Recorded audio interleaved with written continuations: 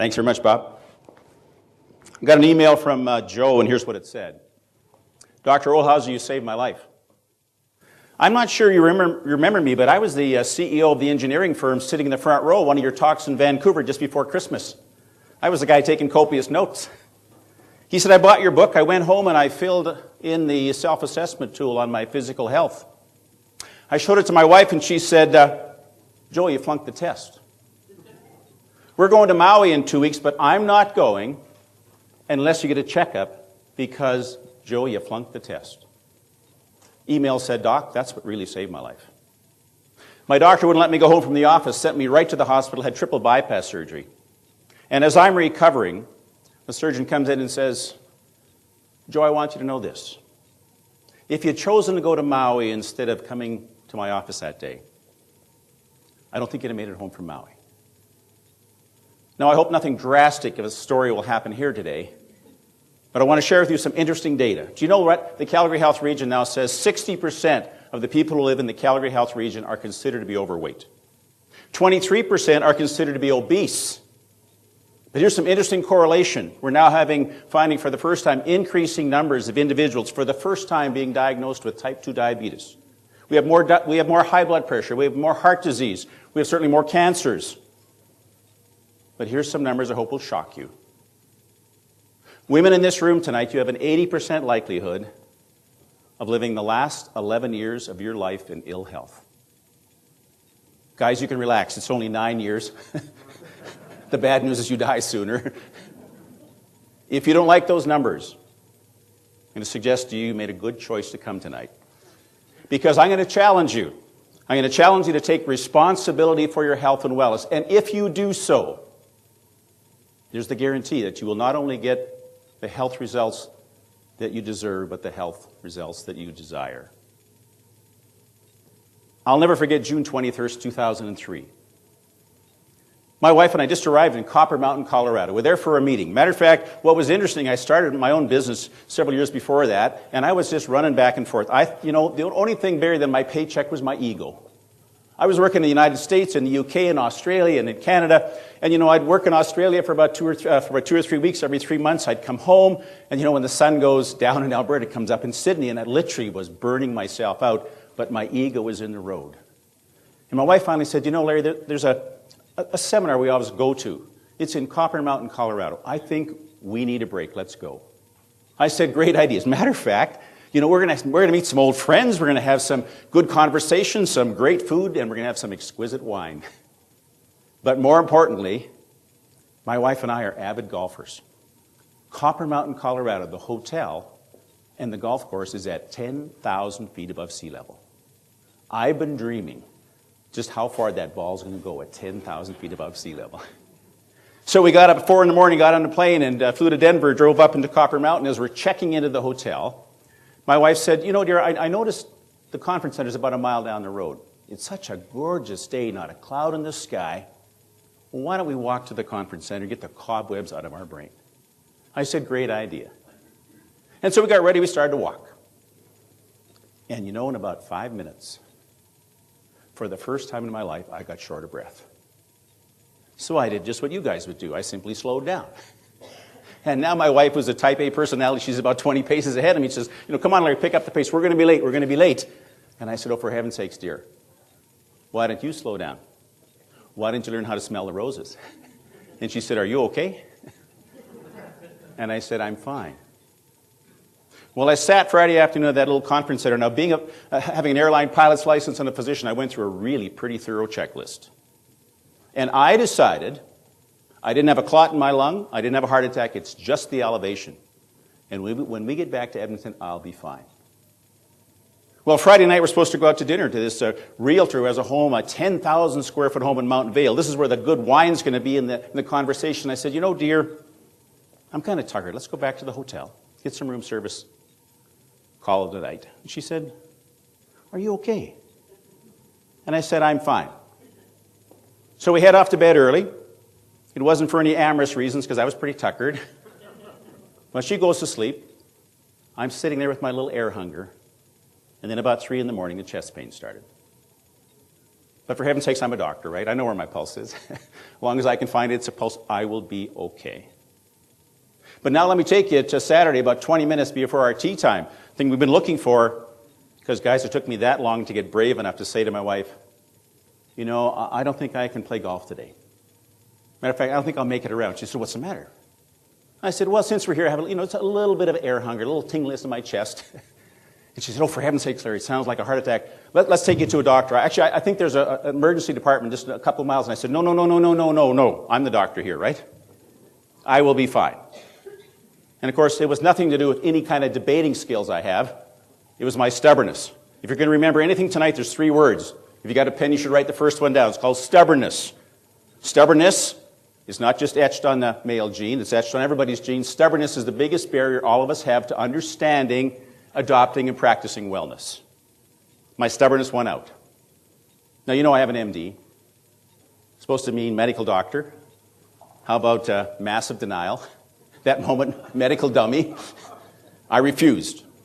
Well, Monday morning, we're back home. I'm driving down the street, and ringing in my ears are my wife's words, now, Larry, you promised to see the doctor today. Well, being an entrepreneur, about 12 hours later, I'm driving up, and the garage door's coming up, and out runs Kelly to meet me. And she says, so what'd the doctor say? What'd the doctor say? I said, well, it'd be a little hard to tell you. Why would that be? I didn't have time to see him today. She said, I know. I've made the appointment tomorrow morning at 7:30. You better be there. So I show up. The doc checks me. He said, thanks, good news. I don't think you have a heart attack, but let's do all the tests. So I had done to me what I'd have done to you should you show up with shortness of breath. I'm on the treadmill, the cardiograms, every orifice is kind of probed.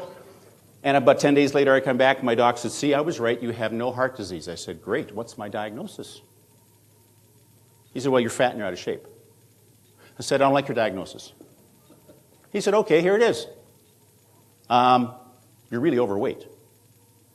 Matter of fact, your waist circumference is 42 inches. Your blood pressure's up. Matter of fact, your cholesterol is so sky high and your blood sugars go high. So you actually have metabolic syndrome. And he's going on, so, okay, I get the picture. And then he did what thousands of doctors still do every day. He wrote me a prescription and said, hey, go sin no more. So man, we went home, actually, we were so excited we had no heart disease, we actually popped a bottle of champagne. We toasted, we've had no heart disease, right? And you know what? At almost the exact same moment, my wife and I looked at each other and said, man, is our life out of control. You know what? We had a little wake-up call here. What are we going to do about it? And the second word is called responsibility. We said we are now going to take responsibility for our health and wellness. We ripped up the prescriptions, threw them in the garbage, and said life has got to change. Now, what's interesting, I belong to an organization called TECH. It's an organization for CEOs and entrepreneurs. And had for 8 years, my first or second meeting, there's a fellow from the Dean of Applied Education from St. Louis, Missouri, was the speaker. And he talked about living an exceptional life. And I liked this guy. Really sounded good. He became my coach, my executive coach for 5 years. But he kept saying, Larry, you have to write a book.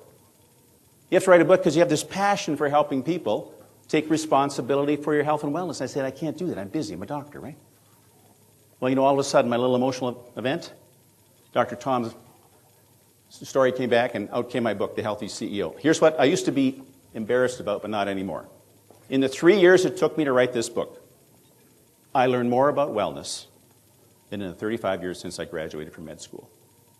And so tonight I want to share with you, not my story, but actually as I research my book, the evidence is simply saying there's some things that you can understand, and if you understand them in practice, can change. Here's what we're going to talk about. Wellness, what is it? A little bit some facts and data. And here's my prescription for you, be the CEO of your own health. Here's my definition. As I was researching my book, it was pretty obvious that there's a harmony or balance between your physical, relational, and financial wellness. I said, yeah, that makes sense. If things are going off the rails a little bit in your relationship, you fuss a little bit. You fuss long enough, you don't sleep. That can affect my health. I understand that. And if things aren't quite, on par financially, business and personally, that can affect my relationship. Okay, I understand that should be in harmony, but I'm a doctor. If I can't understand this as I was trained, it doesn't make sense to me. Here's what I found out. Today we're talking about aging. No, it's not to keep you young and beautiful with the plastic surgery, Bob. Aging is this. We're talking tonight about your cells, all those little cells that are working really hard, because aging is a natural process that you can't change, but you control the rate. So do you want to take longer to die or simply live longer? Here's what I found out as I'm going through this. If we take cells from any living being and we culture them, we can keep them alive and happy for well over 120 years. So why is it that we don't live that long? Well, remember, our cells, they're living organisms. They're living creatures. And so really, our cells will break down, and if we do the right things, they will rejuvenate and regenerate. And that should be a balance. For most of us in our busy lives, we're spending all this time on the negative side, and we're not allowing those cells, which are really life bread for us, to actually rejuvenate and regenerate. And when that happens, there's a term called accelerated metabolic aging. It simply means that all of our cells are getting older too quick. And when they do, we start having diseases. When we have diseases, we certainly succumb to some of those. Now, I'm going to talk just briefly about 3 hormones tonight, because this is how this all works. These 3 hormones, insulin, adrenaline, and cortisol, if they're in harmony, we really have less accelerated metabolic aging. You understand insulin, it moves sugar back and forth. Haven't got a good insulin, we have diabetes. Now, adrenaline is really the fight-flight hormone. Let's go to the cave days. The guy came out in the morning to chop the wood and find something to eat, and he met the saber-toothed tiger. Well, his body made adrenaline, because what he said, I have to kill this tiger or outrun him. And so the adrenaline would simply pump the blood to his arms and his legs. It's a fight-flight process, because that's survival. Well, today we still have stress. You still make cortisol. You still make adrenaline. Now, tonight I'm going to talk about stress, because there's 2 kinds of stress. Good stress and bad stress. Bad stress will kill you. Good stress has actually challenged us to keep on going to that next level. Now, cortisol is actually called the anti-stress hormone. When we are under stress, we make cortisol. It helps neutralize the cells, but what it does is it's trying to work really hard. It blocks off what we call the growth hormone, which keeps our cells get older quicker. Now, here's something interesting. Years ago, or let's say we wake up one morning and find out, there's no water in the river. We can't fish. We're in a famine. And what our brain would do would actually ask our body to make the hormone called cortisol. And what cortisol does, it actually lays down fat right around our belly. And literally in the old days, when we had famines, we had no place to go to, we picked up our tents and moved 2 or 3 mountain ranges. We actually survived off the fat that our cortisol made. Well, we still make cortisol today. We lay that fat down. Unfortunately, that's really toxic fat. Now, when these 3 hormones are in balance, you really don't have accelerated metabolic aging. So to share with you tonight, when those get out of control, we start getting older quicker. So let me give you some data. Absolutely amazing data. If you're 50 years of age or over in Canada, the 3 commonest causes of death are heart attack, stroke, and cancer of the colon. This isn't the commonest diagnosed diseases. This is the commonest, what we die from. 62% of all the causes of death and premature death, male or female, in Canada over 50, are from a stroke, a heart attack, and cancer of the colon. Now, if you're looking up there and it says jock, itch, or PMS, that's not true. I just put that up because he was reading my slides or listening to me. But on the other hand, if you ever had any of those or live with somebody you want to die, it's not very pleasant. So those are 3 commonest causes. Look at this. If we say what's 40 years of age and over, look at this. Suicide becomes the 4th cause of death.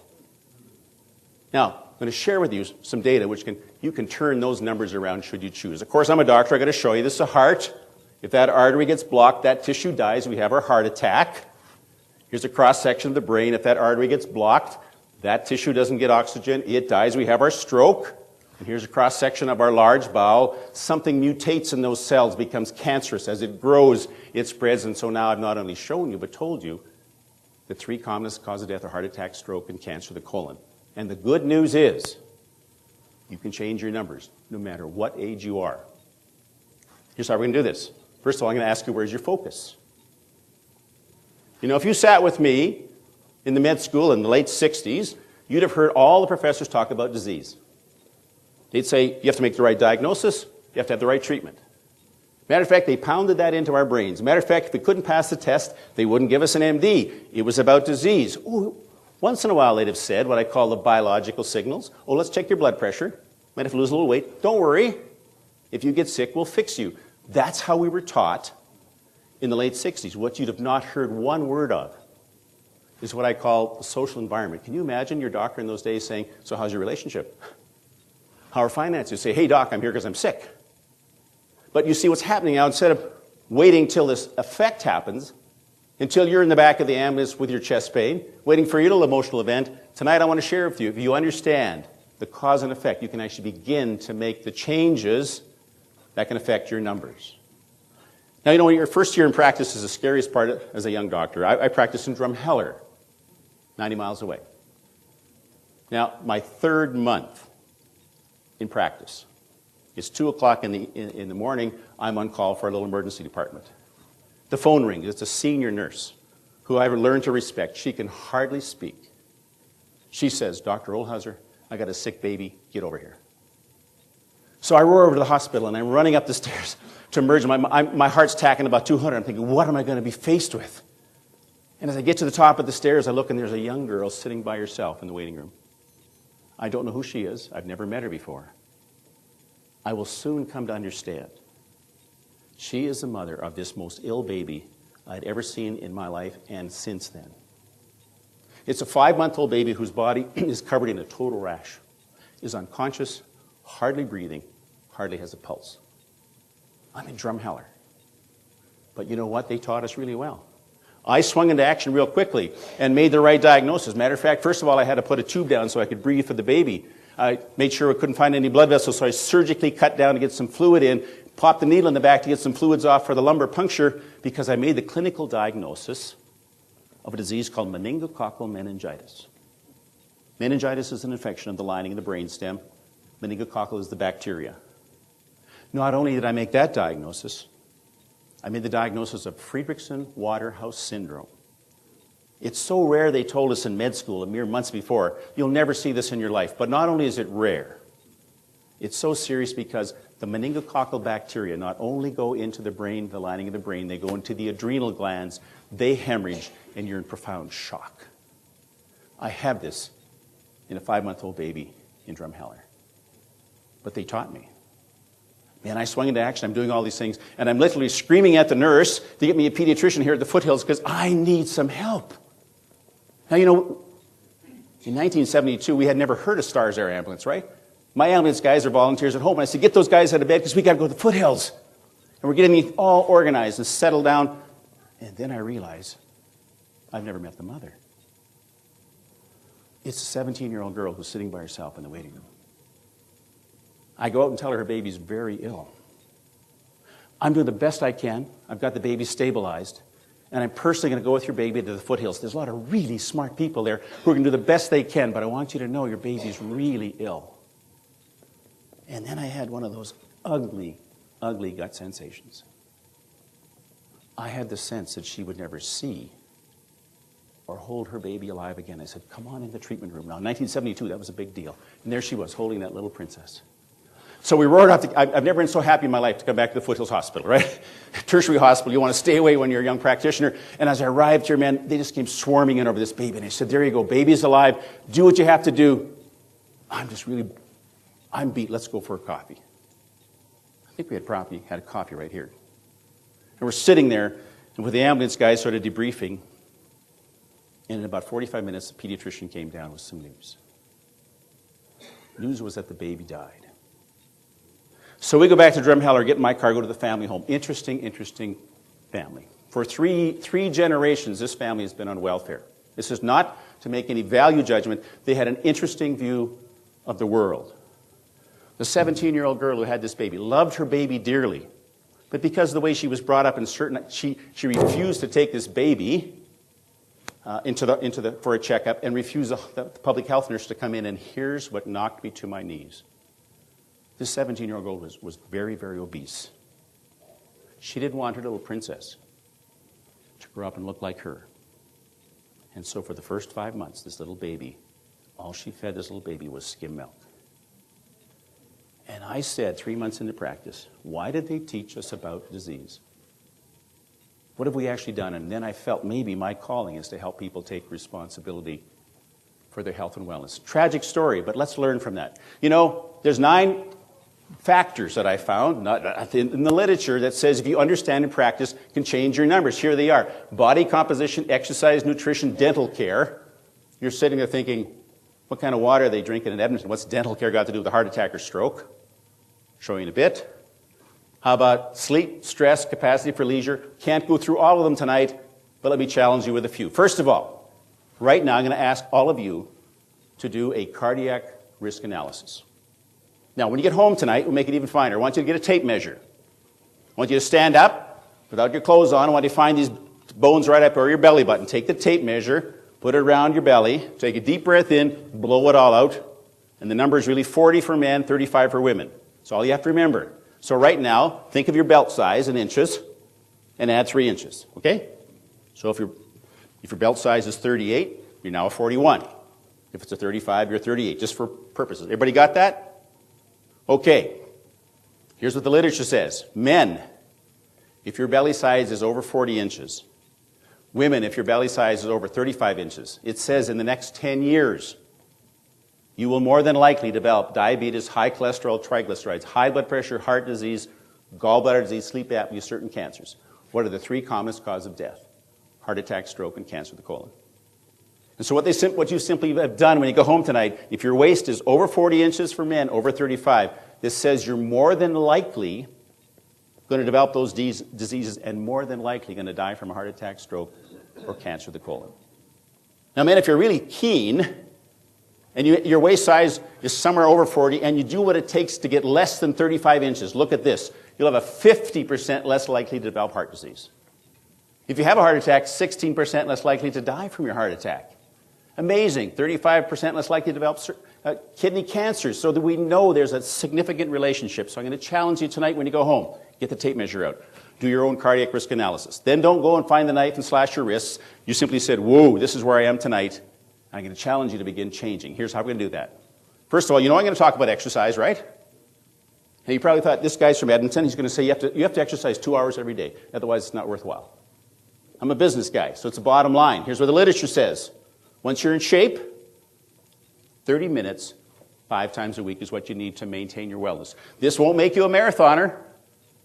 Whoever would want to do that. This is what you need to make sure you're physically capable for your heart. Now, there's 4 kinds of exercise, though. It says cardio endurance, strength, flexibility, and balance. Now, cardio endurance means you're out there walking and running, right?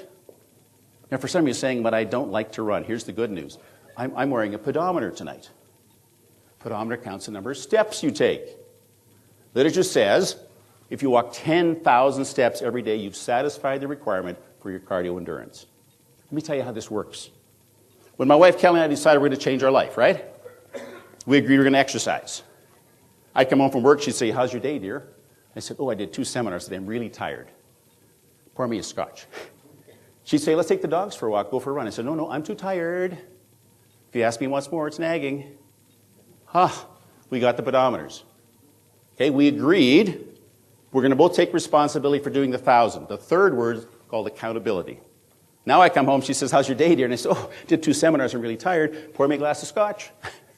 She said, let's go for a walk with the dogs, go for a run. I said, no, I'm too tired. She says, Larry, how many steps? And I got to flip this thing open. And I got to say 4,955. What's our agreement? 10,000. Very simple. So we've taken the barrier away, added the responsibility and the accountability. Here's the good news. If you were to buy a pedometer today and change nothing in your life in 1 year, change nothing what you eat, 1 year from now you lose between 11 and 14 pounds. That's what a regular exercise will do for you. Now the second part, strength. Now, men don't realize it, but after 35, women after 40, you start to lose your lean muscle mass. Haven't you heard people say, I don't know what's happening. I'm eating the same, but I'm putting on weight. Well, if you're not strengthening exercise, that means lifting weights or resistance training. The muscle is falling apart. You don't have the lean muscle mass. It does not burn the calories.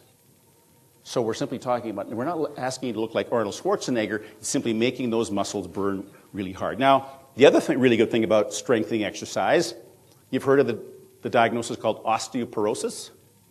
That's where the bones leach out the calcium, and we find out usually by falling and breaking our hip or ankle because we have no calcium left in the bones. Now, the good news, by doing strengthening exercises as that muscle tugs on the bone, it actually conserves the calcium. Now, if you watch TV, you've seen Sally Fields. She says, I take a Boniva tablet twice a month. Okay, for her osteoporosis. Is she treating the cause or the effect? Okay, she's treating the effect. Supposedly she has the disease. Wouldn't it be better? You can weigh up here saying, I'm going to start doing these strengthening exercises to conserve my calcium, therefore less likely to have osteoporosis. Number 3 is flexibility. As we get older, the muscles contract. Unless we're deliberately stretching, we can really fall and injure ourselves. Because the knee or the hip might not lock. And we're a little off balance, it catches, we break our hip. So the 4th one is really called balance. We have these major muscles in our upper body, major muscles in our lower body, held together by our core muscles, so our center of gravity goes right through our pelvis. Now, when our core muscles are strong, we're less likely to injure ourselves. And so there's some simple things you can do no matter what you may be suffering from or what age you are, those simple 4 exercises.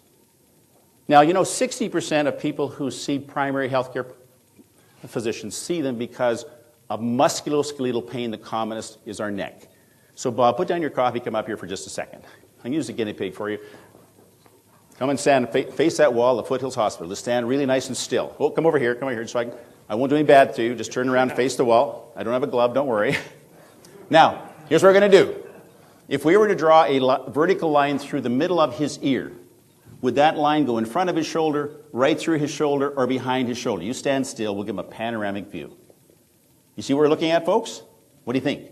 Just a little bit in front. Okay, thank you. Now I want to ask you all stand up and check each other. We'll do a little poll. Now don't do the marine thing. Just have your normal posture, please. Everybody stand up. Let's see what it's like. Thank you, Bob.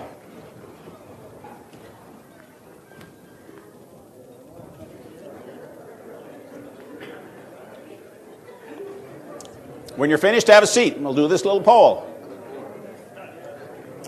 All right, have a seat. So, raise your hand if you were told that the line through your ear goes in front of your shoulder. Raise your hand. Majority of people. How many people right through the shoulder? Raise your hand. Anybody behind the shoulder? Okay, now what do you think the right anatomical position is? Right through the shoulder. For us guys, when we get a little older, over 50, our shoulders start to droop. Our belly gets bigger and our pants fall off. We can change that for you. Now, why is this important, this simple exercise? Well, our brain and skull weighs about 6 to 12 pounds. When you have proper posture, there's 6 to 12 pounds of pressure on your cervical spinal cord. For every inch that you move ahead, it doubles the pressure. But we start having numbness and tingling, and pretty soon these arms don't work. So I've told you about it. Why don't we change it? Everybody sit, legs uncrossed. No sense telling you something without getting it better, okay? Sit nice and comfortably. Now stick your neck out. Does that feel weird? Looks really weird, okay? Bring it back so you believe it's right over top of your shoulders. When you're home tonight, stand your heels about 6 inches from the wall, get your butt on the wall, get your head touching. That's normal posture. For most of you say, woo, that feels weird. Hold it there. Don't hold your breath. Just hold this there. Then pretend there's a string on your breastbone and that your chest is being expanded. Pull that string out there. Now roll your hands and put them palm up. Sit there nice and comfortably. Anybody here know the magic rule of 21? Okay, you're all holding your breath. Just relax for a while. Anybody? The magic rule of 21 says this. If you have the discipline to repeat a behavior 21 days in a row, it becomes a habit. So I'm going to challenge you. Don't believe what I have to say tonight. Try this 3 times a day for 21 days. See the difference. You'll simply notice that pretty soon your posture's better, less numbness and tingling. But ask your body in 21 days, do I feel any different? And the answer is probably yes. Now, for most of us, by the time we get in the car, we're going to forget. So here's the tip, first number tip. Pretend you're sitting in the driver's seat right now of your car. Okay. Check the window so nobody's watching because you're going to look weird. Remember? Now, stick your neck out. Pull it back so it's probably touching the headrest. There's the string pulling your breastbone out. Palms up. Now look in the rear view mirror. Most of you will not be able to see out the rear window because this is not your normal posture. You're going to have to adjust the mirror. That will be the reminder by the time you get to about the 3rd stoplight. You'll say, oh, look at that. Do that for 21 days in a row. You'll find an amazing difference. Just some simple stretching exercises for your neck. Two nice arteries. The top one, look at how nice and clean that is. Can you imagine the blood flowing through there? Slips through really nicely. How about this one down here? This is what we call plaque or cholesterol. Here's what we used to think. This plaque got so big it actually blocked off all the blood supply. And when it did, we had a heart attack or stroke. Ooh, the smart people came along. They said, you know, that is true. But for most of you here, you will probably have your own triggering event. What tends to happen is somewhere in that cholesterol, an infection starts. When that infection starts, it's like any other infection. It gets red, angry, it all of a sudden breaks open. When it breaks open, all that bad stuff comes into our bloodstream. Our body sends a whole bunch of proper white blood cells to stop it. It goes into spasm, and that's what we believe is the triggering event for your heart attack or stroke. So if we understand that, where do you think our biggest opening in your body is to an infection? Happens to be your mouth. Today, this month is Dental Health Month. Now here's 5 things about good dental care. If you want to change your likelihood of a trigger, number 1, brush twice a day. And for most of you here, with a little kind of type A, I'd buy one with an electronic toothbrush, set a timer for 2 minutes, because you probably are injuring your gums. You're brushing so hard right now. So get a brush at least twice a day. Floss. Even if you're really good at brushing your teeth, about 30% you cannot reach with your toothbrush. So get the floss, get a pick, get up there and lift the gums off your teeth. You follow that with mouthwash because it now cleanses it. And then make sure you see your dentist twice a year. And then change your toothbrush about every 2 or 3 months. So here's a skill testing question, but ladies, please don't answer. Let's see how familiar the men are in the kitchen. Right now, back in your home, in your kitchen, men, what do you think is the utensil article that is the most amount of bacteria that is multiplying by millions as you sit here? Dishcloth. Now, if we go to your bathroom, forget the toilet. Do you have any idea what harbors the most amount of bacteria? It's your toothbrush. So one reason to throw it out is it still harbors the bacteria. Secondly, it tends to break down. Well, let's talk about stress. Stress has a phenomenal effect on our health. Remember, it takes those 3 little hormones and makes a big mess. So people say, well, how do you define stress? Well, first of all, there's 3 kinds of stress. It's that everyday stress. It's summertime now, so like Edmonton, we've got construction everywhere, right? So it's going to drive you crazy. But what I call nuts, that's that nagging unfinished tasks. That's the faucet that's still dripping. You know, it's a pile of paper on the desk.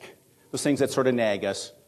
And the real serious ones are, you know, death in the families, a divorce, lost a job. So they sort of put them into 3 areas, but what is really stress? Here's my definition of stress. It's your perception that a stressor is threatening or unmanageable. You perceive a stressor to be threatening or unmanageable. Follow this for a second. Here's what happens. Remember I said learn to listen to your body? First of all, we have about 680 muscles in our body. For most of us here, when stress starts to affect us, our muscles tighten up in our neck, right? They get sore, they get tight, they burn. Pretty soon goes up into the headache. We run for the ibuprofen because we got this terrible headache. Here's the deal now. That may be your body's way of telling you that you believe a stressor to be threatening or unmanageable. The other one, of course, is your emotions. You walk by and say, morning, Bob, and he goes, oh, hang on, buddy. Maybe Bob's a little wound up. Maybe that's Bob's body's way of saying I'm under stress. And we do know the longer this goes on, our system breaks down, and we certainly have chronic diseases, our immune system falls apart. So the learning moment here is listen to your body. When these things are happening, say, what do I believe to be threatening or unmanageable at this time? So here's what happens with normal stress. You perceive something to be threatening or unmanageable. When that happens, you make adrenaline. Remember that little hormone? Because we're ready for the fight or the flight. When that happens, the pulse goes up, our heart rate goes up, we start breathing faster, we make insulin because our muscles need some energy, and we make the cortisol. Now, if it's good stress, it's over. So think of stress as an event. There's a beginning and an end. It's like the Edmonton Oilers. They had a beginning and end to their season already. You guys are still playing. Okay? For most of us, chronic stress or bad stress is when we can't put an end to the event. So here's what happens. We go through this process. The same thing happens We still make, when stress is not resolved, we still make cortisol. The cortisol actually burns out. Pretty soon, we ourselves simply can't cope with any kind of emergency. We have poor sleep. We start putting on weight. Our immune system falls apart. Our memory goes sideways. And pretty soon, our mood swings. So we know that bad stress over a long period of time can cause us some serious, serious problems. Bang! If the door broke open, a guy with a balaclava and AK-47 runs down this hall here, says, nobody moves, nobody dies. Play with me for a moment. If that truly happened in our society today, we'd all be sitting here thinking, holy crow, I may die. This is unmanageable, it's threatening, right? So here we are, worried to death. We look over and there's Bob laughing. We think either Bob's on drugs or should be on drugs. Why would he perceive this so different? Well, here's the deal. Bob may have hired this person to come in and play a little joke on us. So you see, he'd have perceived that to be different. Now, when the guy took off his balaclava, we understood it was a joke. We'd all settle down, and let me tell you what had happened if there were 100 people in this room. By the time you went home tonight, 25 of you would have totally forgotten what happened. Somebody would bring up, oh, yeah. 50% of you would actually go home and be so scared, you'd phone a friend, say, man, I thought I was going to die. I think I peed my pants. I mean, this is going to happen to me, right? But here's the sad news. 25% of the people would wake up tonight in their own home, and they'd say, dear, I think that guy's in the room. He's here to kill us. That would go on the night after and the night after, because they haven't learned to put an end to that event. That's that chronic stress which can kill you. So if we have stress, how do we change? 4 things. We're going to talk about anticipating, manage influence, respond calmly, and think positively. How about this? First of all, if we are under stress a lot, I suggest we have a check, because sometimes there are certain things that are wrong with us medically to sort that out. For most people, no. Find your pattern. Know what actually is your trigger. In my book, I have a CD-ROM that actually asks you questions. You can actually sort out what your trigger is. But remember, you've now learned when your body starts to respond, say, what was it that I was perceiving to be threatening or unmanageable? Learn to actively relax. Start doing things. Go for your walk. I'm a real fan of supplements. Take the right supplements will help you relax as well. So anticipate. Secondly is manage its influence. Go for a walk. Go for a run. Go for a workout. We make our own natural hormones which sort of calm things down. Talked about cleaning up your diet. Make sure we're decreasing the amount of sugar and acid and inflammatory foods we're putting into our system. How about posturing and stretching? Just that simple exercise. Ever heard how positive your life is with pets and plants? Just a garden or something, just flowers on the windowsill or pets. As we get older, people who have pets, in this study, they saw their physician 61% less. Gives them this calming feeling. I've got to show you my pets. Here's my big girl. She's a Great Dane. She likes to run. I just sort of get dragged along with her. Here's the boss of the house. He's a miniature dachshund. Those are my pets, which keep me sane as well.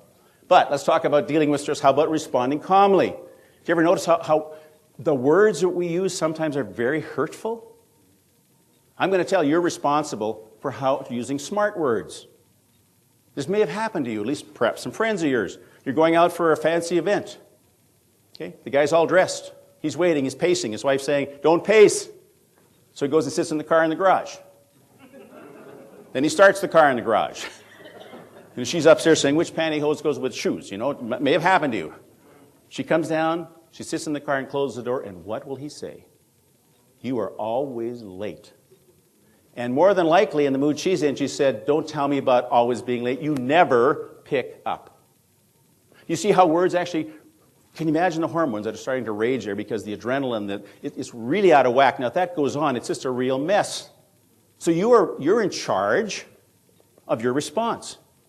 So begin to use words that aren't so insightful. How about taking a hot bath? I mean, as a speaker, you know, I come here and I can do the best I can. But I can't sit here thinking, I wonder if this guy thinks I'm a real schmuck. This guy's sleeping. Because no. I can't let people affect my health. So each of us can choose our response. One of the biggest things we can do is breathing. You know, the more anxious we get, the more we hold our breath. The more we hold our breath, the more we keep in carbon dioxide, a lot more acidic. So I'm going to teach you really quickly how to do some nice deep breathing. Put your hand on your belly. Uncross your legs, sir, in the orange shirt, and cross your legs. Now, to the count of 10, here's what I'm going to ask you to do. I'll count 1, 2, 3, take that breath in so your belly has to come out. At count of 4 or 5, you hold it there. And when I count 6, 7, 8, 9, 10, I want to hear you breathe out, so purse your lips so it'll be, okay? Hand on the belly. 1, 2, 3, hold it, 4, 5, out, 6, 7, 8, 9, 10. A deep breath in. 1, 2, 3, hold it, 4, 5, out, 6, 7, 8, 9, 10. And one more time. Big breath in, deep. 1, 2, 3, hold it, 4, 5, out, 6, 7, 8, 9, 10. Now, when I first looked at this research, as a scientist, I said, it doesn't make sense to me. But the research says if you would practice this 3 times a day, it becomes your habit. You can actually literally changing your thermostat for anxiety and stress. Matter of fact, I have people up and I take their blood pressure. I've dropped everybody's blood pressure at least by 10 to 20 millimeters of mercury. That simple process.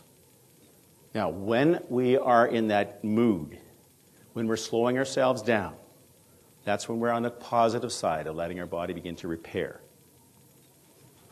Well, how about number 4? Think positively. Some things we have to do, we have to examine our belief system. Sometimes we have a pretty strong belief about the way the world should be. That's why we get so frustrated with that, but we have to check that out. So I'm going to ask you, what do you see? Look at those words. Look at those words, those letters. Is that what you see? How about this? But when you first look at that, right? Once your brain says, I am nowhere, it's pretty hard to see that apart. That's sort of that belief system. It really it forces us to almost think a certain way. And so I'm going to suggest number 1 is examine your belief systems. But more importantly, why don't you do the opposite? Sometimes we get angry. I was coming out of our cul-de-sac the other day, and some fancy sport car cut me right off, right? And I got angry. I want to give him the finger, pull out my 357, blow his tires off, right? Is anger wrong? No. Anger's an emotion. Our jails are not full of people who are angry. We're full of people who impulsively acted on the anger. And so learned behavior is this. I'm not going to let that guy in the sports car louse up my hormones. I'm going to say, you know what? Instead of being angry, how about the word empathy? I really wonder what's wrong with this poor boy's life. I want to try to see it from his point of view. First of all, he's not going to set my triggers off. Secondly, I'm trying to be empathetic. The last thing is pessimism versus optimism. In today's climate, everybody talks so poorly about the world with the economic crisis. I'll tell you, I learned from Tiger Woods about optimism. Remember, the Masters is just finished, right? If you remember years ago, Tiger Woods chipped in on the 16th hole of the bottle. That ball sort of hung on the hole on TV for about a year. Remember that? He made this fantastic shot. Well, my wife and I were there. That's not what impressed me, that shot. Tiger started Sunday. He was not leading, and he started his charge. And as he put another number up on the board, they cheer. Well, 3 holes before this famous chip-in, Tiger had overshot the green. He's standing here. There's a real deep trap, and the pin is sitting really close. A tough shot for anybody who plays golf, certainly on the Sunday Masters. That good old Tiger, he looked that whole situation over. He asked for his lob wedge, and he stood in his usual fashion. Here's what he did. That ball went over the pin, hit the green, and sucked right back in the hole. Now, you can challenge me on this, but I watched him. I firmly believe Tiger saw the ball go in the hole before he hit it. He wasn't fussing about where's his trap. You and I don't need to have somebody control our emotions. So when we talk about dealing with stress, choose to be optimistic. You think you're having a bad day? This is off the coast of Australia. One of the top pictures, you had one of them today too, Mount Fuji, in 2003. Look at that nice little outline. Do you believe this person thought this was threatening or unmanageable? Interesting story. Doing this for 5 years. Ozzy said that's a dolphin. But do you think the guy decided at the time? No, I think he said, I want to get out of the water really quickly.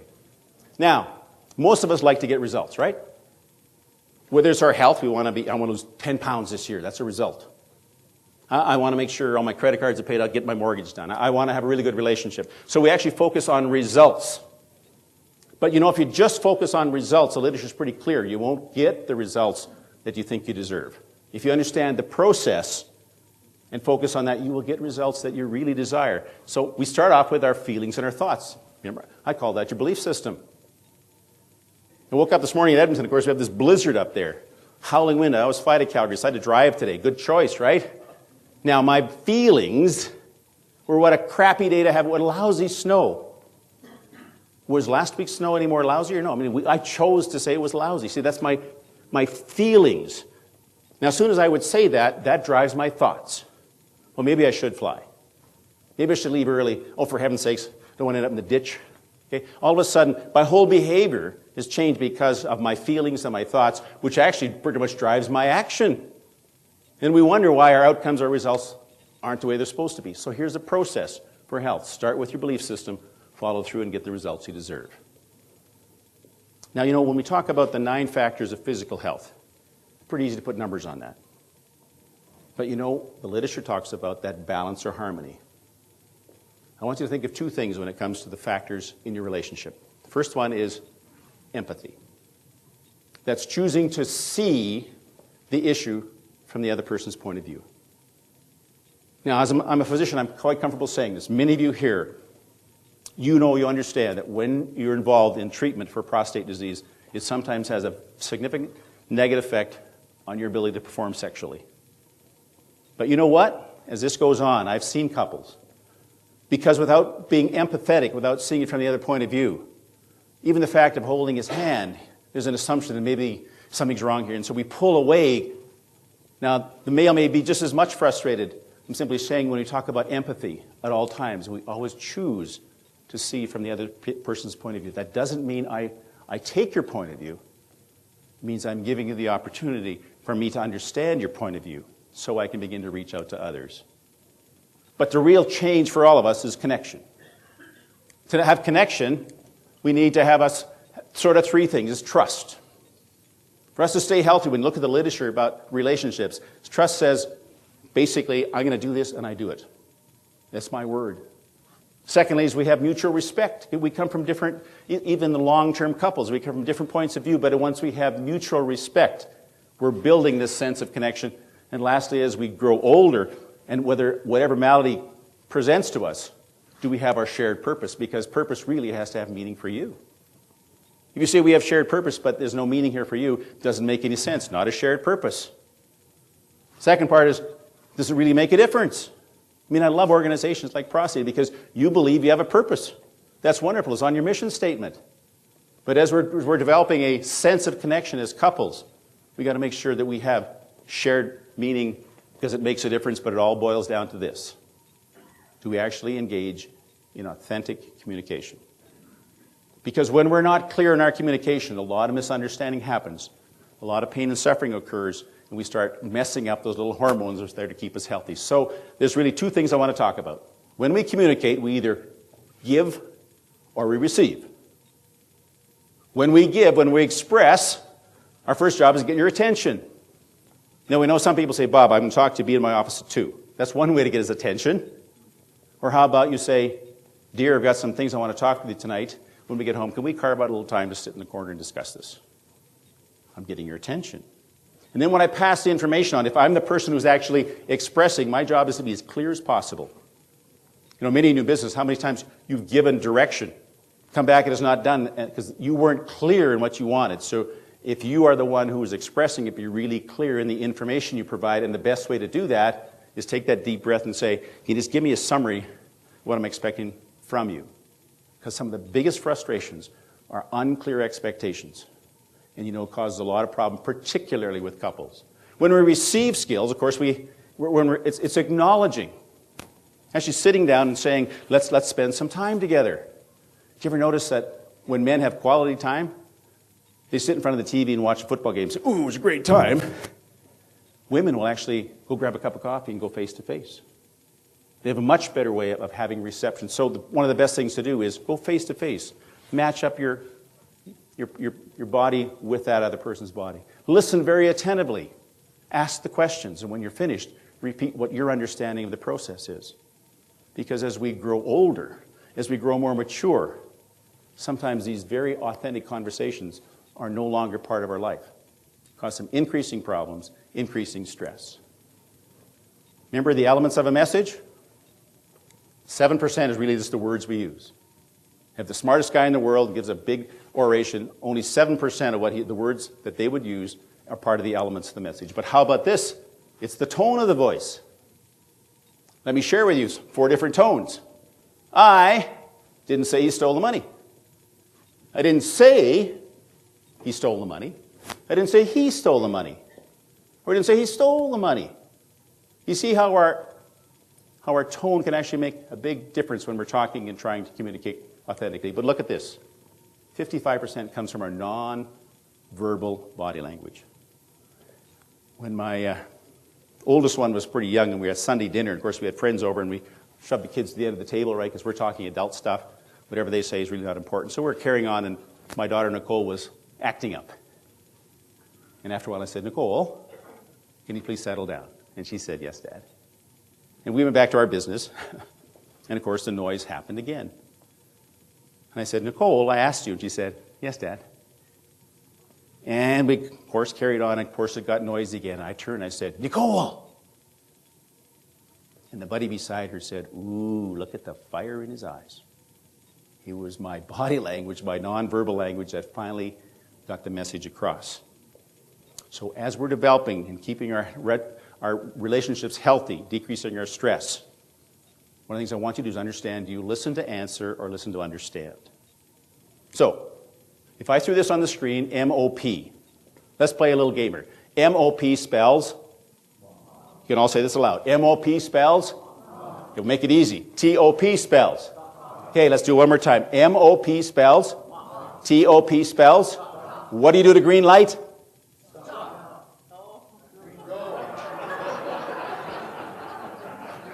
You see, when we're trying to, you were listening to answer me, not listening to understand, and we have to understand in authentic communications. Well, have you ever, do you know there's 5 languages of love? And you know, if we get it wrong, each of us has a preference of our language of love. And if you don't know what your spouse, significant other language of love is, you can be way out of line. A couple of months ago, I'm in Banff, walking down Banff Avenue. And a tourist spoke very poor English, stopped what appeared to be a local. Basically, all said, excuse me, Banff Springs Hotel. And this is what the local guy said. You just walk down Banff Avenue to the old post office and turn left. Okay?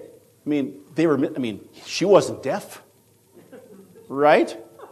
Now, when we misunderstand the language of love, causes significant problems. Here's the first one, encouraging words.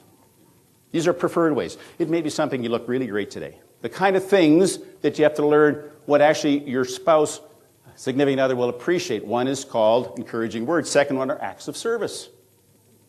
You know, taking the dishes out of the dishwasher or putting them in. Some kind of things, helping out around the home. Sometimes they think, that's wonderful. How about the third one? Quality time. For someone sitting together reading a book, others walking hand in hand playing golf. But each of us has a preferred language of love. Third one is giving and receiving gifts. So in an audience one day and somebody said, is that over $5,000 or less? It might be a simple card on a regular basis, taking 1 flower home, because they feel appreciated, and that's how they accept the love. Lastly, of course, is the physical touch. Seeing people walk down hand in hand. They enjoy each other's close company. Now here's the deal. If you do not understand your preferred language of love, or the preferred language of love of your significant other or spouse, then you really are missing the boat. I tell you my story. My wife's at the back. She knows the story. I like to run. I came home one day, nobody's home, couldn't find my running gear. I bet it's in the dryer. There it was. And then I did one of the craziest things in my life. I actually took all the clothes out from the dryer and folded them. And I went for my run. I came back, walked in, my wife said, I love you. I said, great. No, she said, I really love you. I said, what'd you do wrong? She said, Larry, you folded the clothes. You see, her preferred language of love is service. So if you want to develop a deep, enduring relationship, understand the languages of love. Here's the last bad news I want to tell you. In the year 2000, 600,000 Americans had open heart surgery. Let me tell you what we do. You actually take a saw, cut through your breastbone, pull your ribs apart, hold them there with the rib retractor. Usually we have to stop your heart. We bring it into the field. We do the repairs, stick it back in, shock it. Hopefully it starts again. Always a good sign. Sew you up, and then here's what we do. We don't want you to die from pneumonia or fluid in your lungs, so we give you a love pillow. We're going to ask you to hold it over your chest because we're going to have the physiotherapists, the nurses and doctors say, take deep breaths and cough to get that fluid out of your lungs. Can you imagine how much that hurts, having your breastbone cut open with a saw? Well, the researcher looked at these people. Here's this unbelievable data. Within 2 years, 90% of the people who had this terrible insult to their body returned to their old lifestyle. The researcher said, I don't care about them. What did the 10% do who made a difference? And here's what they did, and here's my challenge to you. 5 things. They said, I have to have enough knowledge to want to make a difference. Is challenging you to to understand the factors that can make a difference. You know, at our age as adults, we only get knowledge 3 ways. We go and look for it, like Bob always goes on the internet and finds these wonderful videos. We learn from experience of others. We learn from the experience of ourselves. And so what a wonderful group here to share some of that experience when you have your own issues related to prostate. But first of all, you need knowledge. Secondly, you actually have to have the right attitude. Here's 2 parts to this. The first part of attitude says, they said it's mine. They've now understood it's their responsibility to make a difference for their own health and wellness. The second part, these people, to make the biggest difference in their life, they had to understand their purpose in life. And you know, ladies and gentlemen, if you don't know your purpose, you should spend some time. Because once our purpose is clear, whatever we do, we align to that purpose can make a significant difference in having the changes. Then what these people did, they actually put a goal. Very specific goal. They then actually developed a little business plan to how to get there. And then they did the most wonderful thing that we take so naturally in business. They had an evaluation process. They actually monitored as they moved through and celebrated their successes. I have a fellow in Edmonton who wanted to lose a certain amount of weight. He said, I want a BMI of 24.5 in 6 months. He was pretty obese. And he asked me to help him monitor. So he put a little, here's what I'm going to do. And once a month, I'd sit down with him and say, have you met your requirements? And his first goal was to lose 1 inch and 9 pounds in 30 days. And I said, so what are you going to do when you reach that milestone? And of course, this is when our Oilers were hot. He said, I'm going to buy 2 tickets with Jim and go to the Oilers. Here's what was interesting. He reached his milestone. Jim bought tickets, unbeknownst to me or him, 4 rows ahead of me.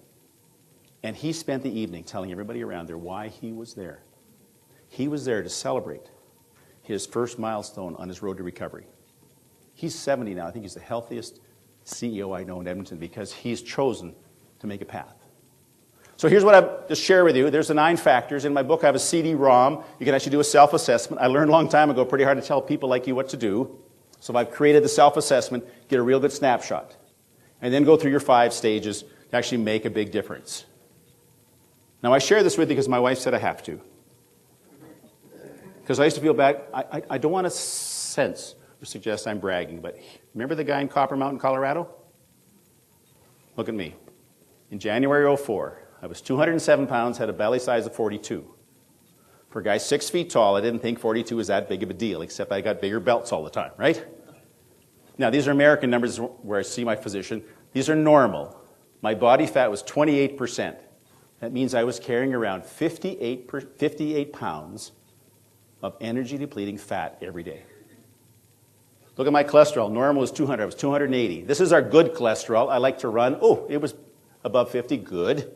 Here's the LDL. Now, in med school, I couldn't figure out what's H and what's L. So H stands for healthy, L stands for lousy. Should never be over 70. Mine was 192. Those arteries I showed you, they were probably mine. They weren't. And look at this, cardiac risk. Anything over 10% in our lingo is considered moderate risk. I had an 18% cardiac risk. In our language, that means within 10 years, I had an 18% likelihood of having a heart attack or stroke. So remember, we decided to change our life. Remember all three areas of physical, relation, and financial wellness. We got rid of the barriers, we took responsibility, and became accountable. Look at the numbers 4 years later. I went from 207 to 178. My belly sits around 35 inches. But look at these numbers. My cholesterol from 280 to 111. Look at my lousy cholesterol, 192 down to 42. Look at my cardiac risk from 18 to 1.7. We do this without any medication. We use supplements. We change our life like we've learned from the book. I'm going to ask you 3 questions. First question is why? Why is, do you actually have enough knowledge to want to make a difference? You're really lucky if you don't. Books on sale in the back, and Prostate is going to pay $10 for every book instead of charging you the full fee. So knowledge. Second one is why not is, do you now remember, it's your responsibility. But the last, perhaps most important question is why not now? Are you actually going to make a decision to do something? When you get in the car, are you going to do your stretch and move the mirror? What are you going to do because otherwise it's been fun? So I have a book. The book is about a real-life couple who get into trouble in physical, relational, and financial areas. They're smart enough to go to the Healthy CEO. They turn their lives around. I won't tell the end of the story. But in the back is a CD-ROM which has all the questions. If you answer authentically, you get a snapshot. You can turn your life around. I'd like to give this away free tonight. Anybody who would like a free book, raise your hand. Holy crow. Here's the deal. Here's the deal. Listen very carefully. I will give this book away right now to somebody who can show me some specific action or activity that says they really want this book. What specific action or activity would convince me that you want this free book right now? I hear noise. What specific activity would convince me? It's free. Lose weight. It's noise. What specific activity says you want the book? And look at this. Your name is? Bill. Bill. A hand for Bill. He got that. What I'd like you to do is remember Bill. Be ticked off at him a little bit. But remember the big difference is it's taking action. So I said, if you haven't got the book, there's some in the back.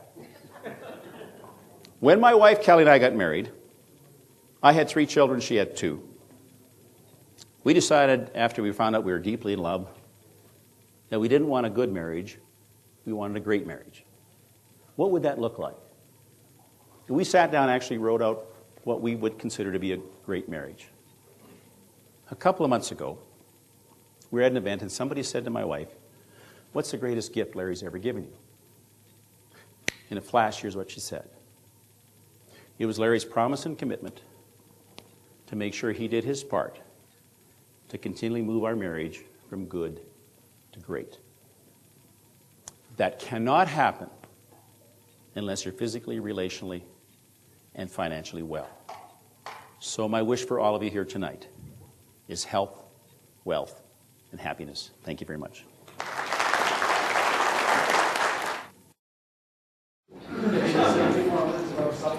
Supplements. First of all, let's be not confuse vitamins versus supplements. Supplements are when you includes vitamins, minerals, amino acids, natural products, hormone replacement therapy. If we lived in a perfect world, which means to me that the food we eat was grown within 20 miles, it was harvested properly, it was prepared properly, then we probably wouldn't need supplements. Unfortunately, we haven't got the liberty. And so what we need is to make sure we're replacing in our body what our body is not making or we can't find. I'm very keen on doing it in a scientific way. If you're like I was several years ago, I would hear that, oh, zinc is good for something. I'd go to the health food store, get the zinc. Pretty soon I had this plethora of vitamins and minerals, and I don't know if I was taking too much or not enough of it. There are physicians who are actually called anti-aging specialists who will do your blood work called biomarkers, which will actually say your homocysteine level is low and that could mean this. And then you take the supplements to replace where there's a deficit, and every 3 to 6 months you simply repeat your blood work. And you watch your numbers, according to those indices, come down to normal. For most of us here, we do the shotgun approach. I'm not sure that's at all the best way to do that. And so, yes, the 4 areas, amino acids, vitamins, hormones, and natural products. What's that person called again? They're called anti-aging specialists. These, like I said, these are not plastic. These are people who look at the cell. Now, the problem is, it's a new specialty. That means you have a lot of fringe people who've got kickapoo juice for everything, I mean, their own product. If you're interested, I'm happy to give you names of people who you can seek out. There are about 3 or 4 in Calgary that I know of. My physician's in Denver because I found him years ago. But it's people who are interested in your wellness, and so we're starting that whole cause and effect. And the best part is you see your numbers change and you feel so much better because you are now allowing your cells to do their own natural repair and healing. So if you're interested, I'll take that and send you to some names of people. Another question? Oh, come on, we can't let them off that easy. Natural personality makeup and traits. For example, you mentioned golf. You got Tiger Woods, who's really focused, and you got that Cabrera guy. And I mean, they got to be from different planets. They are. They're from different planets. In golf, what counts is the millisecond when the club hits the ball. You know, so you got these crazy swings, but Tiger tends to look much more perfect all the time. These other guys can get it back to the right place. But the difference is watching their personalities when they're in action. And the people who are at the top of their game start off with, first of all, what are my feelings and what are my thoughts? And that starts their behavior. It doesn't mean they're perfect all the time. It just doesn't happen. But that's the part that is the learned behavior that most of us, including myself, have a great deal of difficulty making sure. Let's go with our feelings and our thoughts, and I can control that, which will affect my behavior and my activities. And so when I play a really good game of golf, I got it all great, and the next day it all falls apart. What was different, I'm not sure. But I do know this, enjoy the shot at a time.